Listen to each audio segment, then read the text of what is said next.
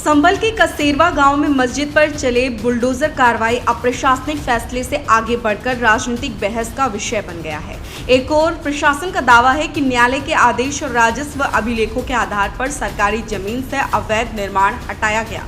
वहीं दूसरी तरफ समाजवादी पार्टी के संभल से सांसद जियाउर रहमान बर्क ने इस कार्रवाई को लेकर तीखी नाराजगी जताई है। जी हां, सपा सांसद जियाउर रहमान बर्क ने कहा, देश में मदरसों, ईदगाहों, मस्जिदों और मज़ारों को लगातार निशाना बनाया जा रहा। हम इस स्थिति से बेहद दुखी और चिंतित हैं। हमारा मानना है कि भारतीय जनता पार्टी चुनाव के समय हिंदू और मुस्लिम समाज को आपस में बांटने की राजनीति करती है, जबकि हमारा उद्देश्य समाज को बांटना नहीं बल्कि सभी लोगों को एकजुट होकर भाईचारे और सौहार्द के साथ रहने के लिए प्रेरित करना है।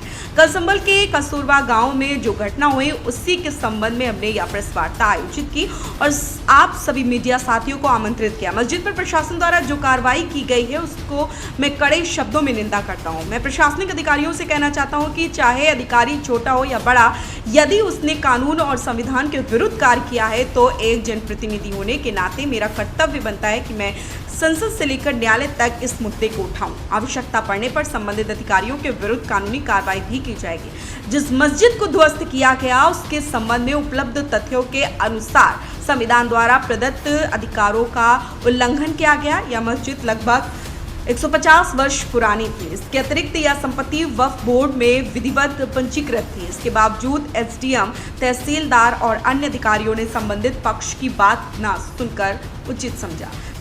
अभी 29 रुपये जैसे डीजल पेट्रोल पे आपने देखा लगातार 7.5 रुपये बढ़ा करके जो डोज दी है और जिससे कि हर चीज पे महंगाई बढ़ गई है।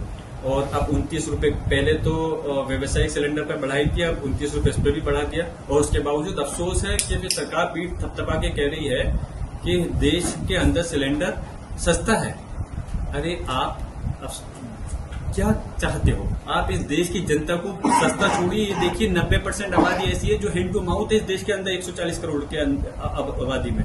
आप उनके लिए खाने पीने की 2 वक्त की रोटी हासिल करना मुश्किल पड़ रहा है और आप सिलेंडर बढ़ा करके उल्टा अपनी गलती महसूस नहीं करके वाहवाही कर रहे हो। मैं ये चाहूंगा ऐसे समय पर अगर क्राइसिस चल रहे हैं, मैंने मान लिया ये देश की नहीं दुनिया की जंग का असर है, तो सरकार से मैंने पहले भी ये बात मांग की थी और फिर से ये मांग कर रहा हूँ। और भी मुल्कों ने, मैं मुल्क का नाम नहीं ले रहा, नहीं तो फिर ये होगा कि मैं उन मुल्क की बात कर रहा हूँ, दूसरे मुल्कों ने अपने यहाँ पर रेट घटाए हैं। धारा 67 के तहत जनवरी 2026 में नोटिस जारी किया गया था। इसके बाद 26 अप्रैल 2026 को एसडीएम कोर्ट ने मामले को खारिज कर दिया। मई माह में हमारे वकीलों द्वारा डीएम कोर्ट में अपील दायर की गई, लेकिन नए डीएम की अदालत में कई बार सुनवाई नहीं हुई और अंततः पहली ही तारीख में मस्जिदों को तोड़ने का आदेश दे दिया गया। हमारी लड़ाई किसी सरकार, पुलिस या प्रशासन से लाठी डंडे अथवा हथियारों के बल पर नहीं। हमारी लड़ाई संविधान और कानून के दायरे में रहकर लड़ी जाएगी। मैं संभल के सभी नागरिकों से अपील करता हूं कि यदि उनके धार्मिक स्थलों, मस्जिदों, मदरसों या अन्य अधिकारों पर कोई आंच आती है तो वे लोकतांत्रिक और संवैधानिक तरीके से अपनी आवाज़ उठाएं। चाहे कोई अधिकारी गलत करे या कोई नेता उसके विरुद्ध कानूनी और लोकतांत्रिक तरीके से संघर्ष करे। न्याय मिलने में समय लग सकता है, लेकिन न्याय अवश्य मिलता है। जनमत न्यूज़ के लिए राम बरेश की रिपोर्ट।